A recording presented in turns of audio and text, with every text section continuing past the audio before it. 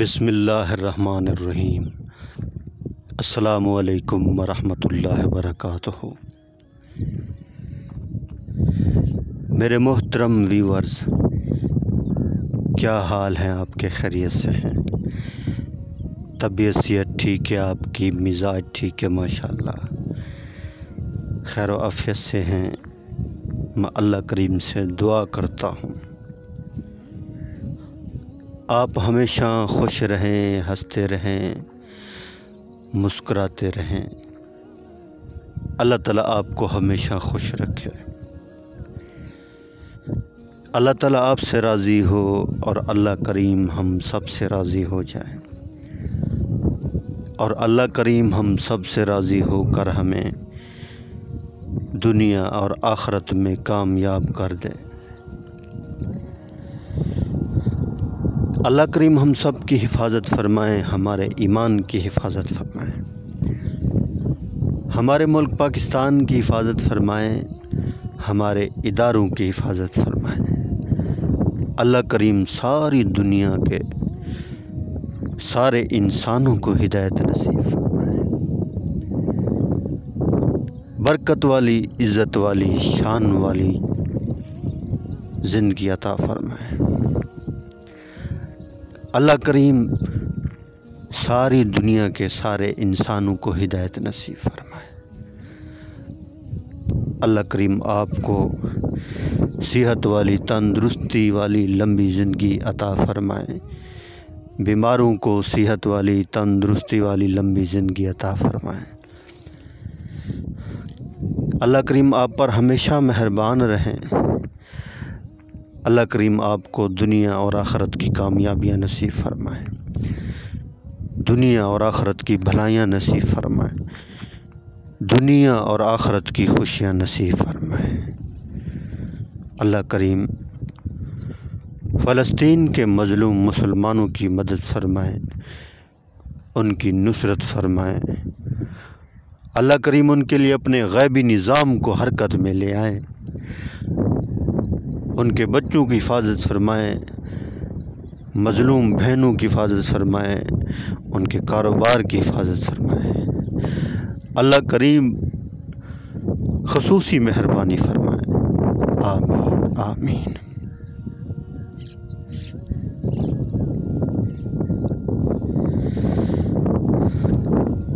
الحمدللہ رب العالمین۔ تمام تعریف اس پروردگار کی جس نے یہ ساری کائنات بنائی، زمین بنائی، آسمان بنایا، چاند بنایا، سورج بنایا، ستارے بنائے، سیارے بنائے، ساری مخلوق کو پیدا کیا اللہ نے۔ زمینوں کے اوپر اللہ کی حکومت، آسمانوں کے اوپر اللہ کی حکومت، اس کے درمیان میں اللہ کی حکومت، تحت و سرح تک اللہ کی حکومت۔ یہ سب کچھ اسی کا ہے، یہ زمین بھی اسی کی، آسمان بھی اسی کا، چاند بھی اسی کا، سورج بھی اسی کا، ستارے بھی اسی کے، سیارے بھی اسی کے، ہم اور آپ بھی اللہ کی مخلوق ہیں۔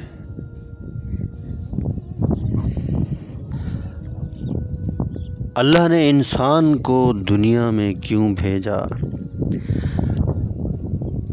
آنے کا کیا مقصد ہے؟ کیوں آیا ہے؟ کس لیے آیا ہے؟ کیوں بھیجا گیا ہے؟ کیا کرنے آیا ہے اس دنیا میں؟ اللہ نے انسان کی تشکیل یہاں کیوں کی ہے؟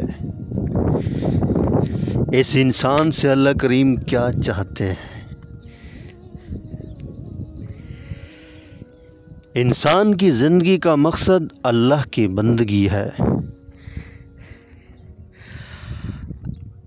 اگر انسان کی زندگی کے اندر اللہ کی بندگی نہیں ہے، وہ کوئی زندگی نہیں ہے، وہ سراسر شرمندگی ہے۔ ہر چیز کا ایک مقصد ہوتا ہے۔ انسان گاڑی لیتا ہے، اس کا مقصد ہوتا ہے، اگر گاڑی خراب نکلے، چلے ہی نہ، تو مقصد تو حاصل نہیں ہوا۔ گھر بناتا ہے، اگر وہ گھر رہنے کے قابل ہی نہ ہو تو اس گھر کو بنانے کا کوئی مقصد ہی نہیں ہے، وہاں رہنے کا مقصد بھی حاصل نہیں ہوا۔ اور اسی طرح اللہ نے انسان کو اس دنیا میں بھیجا ہے، اگر وہ انسان اپنے مقصد کو نہیں سمجھتا تو اس دنیا میں اس کا رہنا تو بیکار ہوا۔ اللہ بھی ناراض ہو گئے اور جنت بھی نہیں ملی، ہمیشہ نقصان میں چلا گیا۔ یہ بات اللہ نے بھی خوب سمجھائی ہے۔ وَمَا خَلَقْتُ الْجِنَّ وَالْإِنسَ إِلَّا لِيَعْبُدُونَ، اللہ تعالیٰ نے فرمایا ہے ہم نے انسان کو اور جنات کو اپنی عبادت کے لیے پیدا کیا ہے۔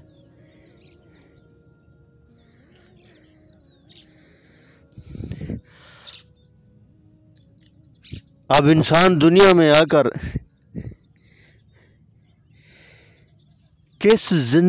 کون سی زندگی بنانے کے چکر میں لگ گیا؟ یہ دنیا کی ضرورتیں جو ہے نا، یہ دنیا کا سامان، یہ مقصد زندگی نہیں، یہ صرف ضرورت زندگی ہے۔ یہاں رہنا ضرورت ہے، کھانا پینا بھی ضرورت ہے جینے کے لیے، اور اصل جو مقصد ہے نا وہ اللہ کی عبادت ہے، اللہ کے حکموں کو ماننا ہے کہ میرے رب کا میرے اوپر کیا حکم ہے، اللہ مجھ سے کیا چاہتے ہیں، مجھے اللہ نے کیوں بھیجا ہے اس دنیا میں، کیا مقصد ہے۔ یہ جو انسان کا جسم ہے، اس جسم سے کون سے عمل نکل رہے ہیں؟ زبان کہاں استعمال ہو رہی ہے، آنکھیں، اور یہ ہمارا دل کس کے لیے دھڑکتا ہے؟ دنیا کے لیے۔ ہمارا دماغ کی سوچ کہاں استعمال ہو رہی؟ صرف دنیا کے لیے، دنیا کی چیزوں کے لیے۔ اور یہ ہمارے ہاتھ اور ہمارا یہ پاؤں صرف دنیا حاصل کرنے کے لیے استعمال تو نہیں ہو رہا۔ اگر ایسا ہے تو یہ زندگی گزارنے کا مقصد نہیں ہے۔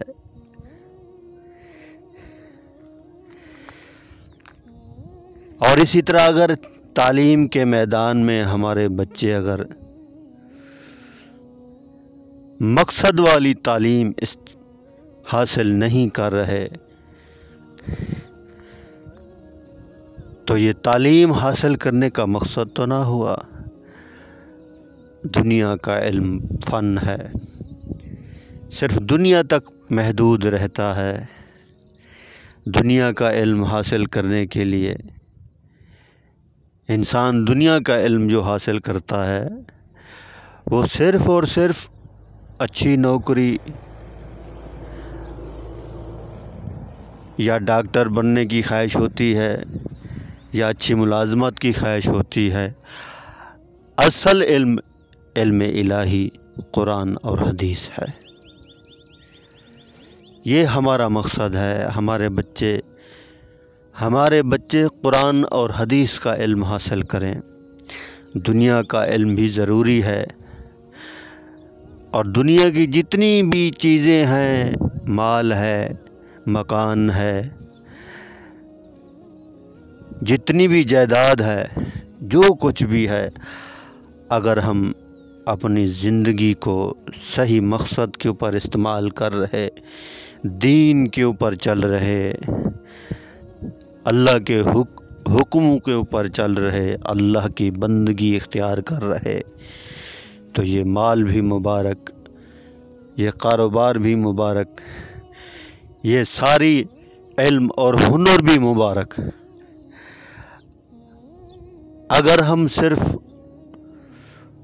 اپنے ہی کاروبار میں اور ان سارے کاموں میں الجھے ہوئے ہیں اور اللہ کی بندگی اختیار نہیں کر رہے،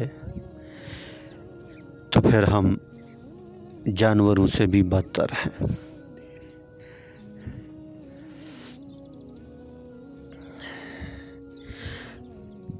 اللہ کے نبی سے کسی صحابی نے پوچھا، یا رسول اللہ صلی اللہ علیہ وسلم، سب سے بہترین انسان کون ہے؟ اللہ کے نبی نے فرمایا، جس کی عمر لمبی ہو اور اعمال اس کے اچھے ہوں۔ اور سب سے بدترین انسان فرمایا کہ جس کی عمر لمبی ہو اور اس کے عمل بدتر ہوں۔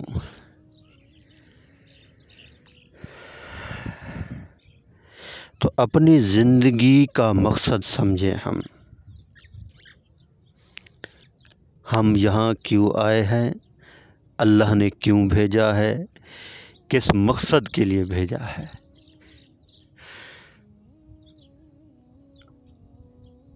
یہ بات ہمیں معلوم ہے۔